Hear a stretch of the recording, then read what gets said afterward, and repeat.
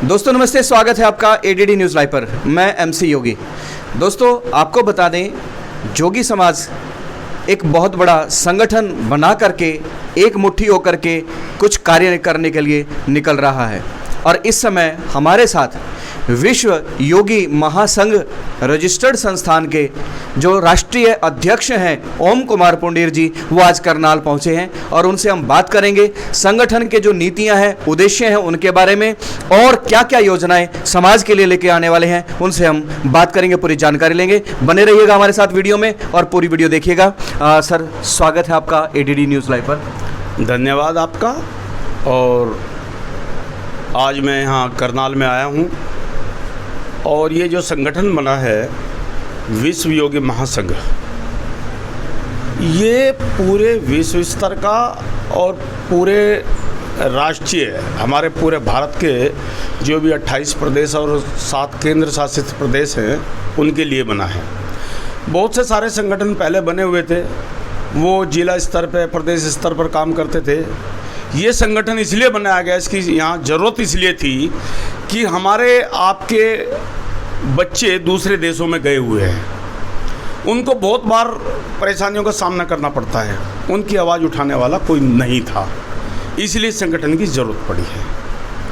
और ये संगठन पूरे विश्व में योगी नाथ समाज, गृहस्थ योगी नाथ समाज का प्रचार करेगा, उनके उद्देश्यों के लिए काम करेगा, अपने समाज के हर हित में ये हर व्यक्ति के साथ खड़ा रहेगा। संगठन की सबसे पहले अगर विशेषता है वो है शिक्षा पर जोर देने की। अगर शिक्षा नहीं है हमारे समाज में, अभी हमारे समाज में 40 से 60% लोग अशिक्षित हैं। मैं उन्हीं को फिर अपने आपके माध्यम से कहना चाहता हूँ कि शिक्षा सबसे ज़रूरी है। जब तक शिक्षा नहीं होगी हम कुछ भी करने में असमर्थ होंगे। उसके बाद समाज में एकता हो, भाईचारा बना रहे। हमारे अलग अलग प्रदेश हैं, हर प्रदेश में हम अलग अलग नामों से जाने जाते हैं। कुछ प्रदेश हमारे ऐसे जो प्रदेश एक है और उसमें नाम अलग अलग टाइटल से हमें जाना जाता है, लेकिन मेरा कहना है हमें टाइटल से कोई लेना देना नहीं है। हम गृहस्थ योगी नाथ, गृहस्थ का मतलब गृहस्थ योगी नाथ, उस समाज से हम हैं। जो सन्यासी हैं वो भी योगी हैं, उनके अपने दूसरे रास्ते हैं, वो सांसद भी हैं, बड़े बड़े मठ और अखाड़े भी हैं। हम गृहस्थनाथ हैं जो अपने बच्चों को मेहनत मजदूरी करके, छोटी मोटी नौकरी करके अपना परिवार पालते हैं। हम एक तरह से ना हम लोगों के पास मकान हैं, ना हम लोगों के पास कृषि की ज़मीन है। हम बहुत ही नीचे के तबके के लोग हैं और उसमें भी सरकार हमें आंख दिखाती रहती है। अभी बहुत जल्दी इसी हफ्ते में मध्य प्रदेश के एक सीएम हैं मोहन यादव जी, उन्होंने हमारे समाज के लिए एक ऐसी घटिया बात कही कि हमारे पूर्वज जो मध्य प्रदेश, राजस्थान या जो नाथ समाज है, वो चिता की बजाय, अग्नि देने की बजाय उनको समाधि देता है। और मोहन यादव जी कहते हैं भाई आप ये समाधि देनी बंद करो, तो ये बिल्कुल गलत है। दूसरा मैं ये कहना चाहता हूँ, हमारे इष्ट देव गुरु गोरक्षनाथ हैं। गुरु गोरक्षनाथ शिव अवतारी रहे हैं, उनको पूरे विश्व में हर समाज का व्यक्ति मानता है। गोरख धंधा बहुत अच्छा शब्द है, लेकिन वो अच्छा कहाँ है? किसी अच्छाई काम के लिए। लेकिन हमारी भारत सरकार के कुछ मंत्री, कुछ एमएलए, कुछ सांसद, कुछ पत्रकार और कुछ फिल्म इंडस्ट्रीज के लोग इसको गलत जगह इस्तेमाल करते हैं। अज्ञानता कहेंगे उसको बिल्कुल अज्ञानता, क्या मूर्ख कहूँगा मैं उनको। जहाँ अच्छे काम के लिए जिस चीज़ को बोला जाता है, वहाँ गलत काम के लिए, वहाँ 4 ट्रक शराब पकड़ी गई, गोरख धंधा हो गया। वहाँ अफीम पकड़ी गई, गोरख धंधा हो गया। वहाँ ये गलत काम हो गया, गोरख धंधा हो गया। ऐसा नहीं। अरे अंतरिक्ष में आविष्कार किया है, उसको आप गोरख धंधा कहिए। कोई अजीब दिल्ली में जैसे पुल बना, सिग्नेचर ब्रिज, उसको कहिए देखो क्या गोरख धंधा हो गया। बंबई में समुद्र पे पुल बनाया, उसको कहिए गोरख धंधा हो गया। राम मंदिर का निर्माण हुआ, उसको कहिए गोरख धंधा हो गया। ये क्या है कि 4 बोतल शराब पकड़ी गई, वो गोरख धंधा हो गया। जैसे राम नाम सत्य है, पूरी दुनिया को पता है राम नाम सत्य है, लेकिन किसी के बच्चा पैदा होता तब तो नहीं कहते राम नाम सत्य है। तो हर शब्द का अलग अलग जगह उसका मतलब होता है। हमारे सर के बाल हैं तो इनको सर के बाल कहा जाता है, जब ये थोड़े से नीचे होते हैं तो इनको हमारी भौरी कहा जाता है तो बाल ही ना हमारे शरीर पे। उसके नीचे आते हैं तो इनको पलके कहा जाता है, लेकिन है तो बाल ही ना। उसके नीचे आते हैं तो इनको मूछे कहा जाता है, लेकिन है तो बाल ही ना। इसके नीचे आते हैं तो इनको दाढ़ी कहा जाता है, लेकिन है तो हमारे शरीर के बाल ही ना। तो इसी तरह हर शब्द का अलग अलग जगह मतलब होता है। तो मैं भारत सरकार से, अपने राष्ट्रपति जी से, अपने प्रधानमंत्री जी से, अपने गृह मंत्री जी से भी यही कहना चाहता हूं कि पूरे भारत में गोरख धंधे शब्द पर बैन लगना चाहिए। ये अच्छी बात नहीं, गलत तरीके से मैं कहूं जब कोई चीज़ होती है सही तरीके से हो या गलत तरीके से, मैं तो कह रहा टोटल बैन ही लगना चाहिए। क्योंकि हम किसी को कहेंगे इसने गलत जगह बोला, कहेगा मैं तो सही तरीके से बोला था। तो जैसे हमारे देश में ऐसी एक्ट है, इसी तरह गोरख धंधे पर भी एक्ट बनना चाहिए जिससे कोई गोरख धंधे शब्द का इस्तेमाल ना कर सके। भावनाओं को ठेस पहुंचती है। हमारे इष्ट देव हैं गुरु गोरक्षनाथ जी, जब उनका नाम कहीं गलत जगह पर लिया जाता है तो हमारे समाज के दिलों पर ठेस पहुंचती है। हमारे बहुत से बच्चे आत्महत्या करने के लिए तैयार हैं कि अगर हमारे इष्ट देव को किसी ने भी गलत जगह यूज़ किया। हम समझाते हैं कि बच्चे ऐसे नहीं करते। मैंने भी कहा था कि जंतर मंतर पर मैं आत्मदाह कर लूँगा अगर किसी ने गोरख धंधे शब्द का इस्तेमाल किया।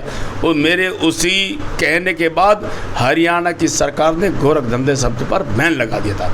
फिर मैं मध्य प्रदेश में गया था, वहाँ की सरकार ने भी उस पर बैन लगा दिया गया था। कुछ प्रदेशों में बैन लग गया, लेकिन मैं भारत सरकार से कहना चाहता हूँ पूरे देश में गोरख धंधे शब्द पर बैन लगना चाहिए। बाकी मेरा यही मानना है, मेरे समाज के लोग, मेरे विश्व के लोग, मेरे देश के लोग स्वस्थ रहें, खुश रहें, मस्त रहें, शिक्षित रहें। जय हिंद, जय भारत, जय गुरु। रोजगार के लिए क्या कुछ एक प्लान किया है तैयार? क्योंकि आजकल जो युवा है, ज़्यादा से ज़्यादा युवाओं को रोजगार चाहिए, उसके लिए कोई आपने कोई योजना, कुछ ऐसा एक थोड़े से शब्दों में बताएंगे? आपने भी रोजगार की जो बात करी है, रोजगार के लिए हमने अभी ये संगठन तैयार किया है। इसमें लघु उद्योग से लेकर और अच्छे से अच्छे काम के लिए हम अपने समाज के बच्चों को, बहनों को, बेटियों को, सभी को प्रेरित करेंगे कि वो संगठन के भी साथ जुड़े और इन कामों में भी लगें। घर में बैठे हमारी बहन बेटियाँ जैसे खाली है, कुछ काम नहीं करती, उनके लिए हम रोज़गार के अवसर पैदा करेंगे। सरकार से भी हम चाहेंगे कि मेरे समाज के परिवारों को जो एक तरह से निर्धन हैं या इनके पास कोई रोज़गार नहीं है, तो इनके लिए भी कुछ काम निकाले जाएं। तो शिक्षा पे भी मेरे है, रोज़गार पे भी है, और जो मेरा गरीब समाज है इसको भी उठाया जाए, इस पर भी मेरा बहुत ज़्यादा ध्यान है। सर एक बहुत कड़वा प्रश्न कह सकते हैं कि इस समाज में जो जोगी समाज है, बहुत सारे संगठन इस समय काम कर रहे हैं।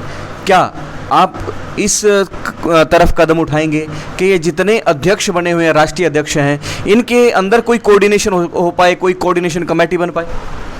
देखिए, अभी आपने राष्ट्रीय अध्यक्ष की बात करी है। राष्ट्रीय अध्यक्ष या कोई अपने आप को प्रधानमंत्री कहता रहे, वो कहता रहे। राष्ट्रीय अध्यक्ष बनने की, संस्था को रजिस्टर कराने की बहुत लंबी प्रक्रिया है। घर में बैठकर रजिस्ट्रेशन नहीं होते हैं। कुछ लोगों के ज़िले के रजिस्ट्रेशन भी नहीं है, वो अपने नाम के सामने राष्ट्रीय अध्यक्ष लिख रहे हैं, वो उनके ऊपर है।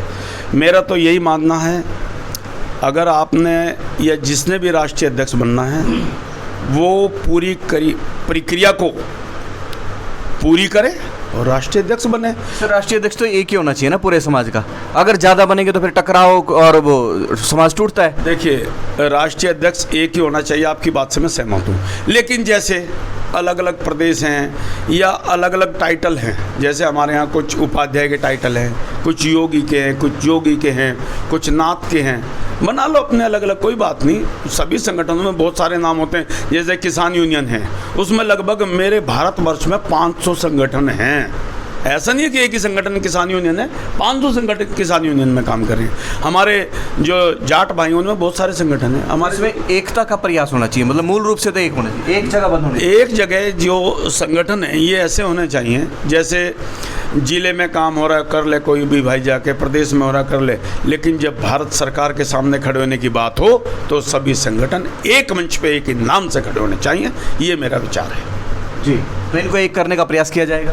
मेरी 100% कोशिश यही है और पहले से यही चलती आ रही है कि पूरे समाज को, पूरे संगठनों को एक मंच पर लाया जाए और समाज के लिए एक मुट्ठी एक जगह इकट्ठा होकर लड़ाई लड़ी जाए जिससे समाज को कुछ फ़ायदा हो।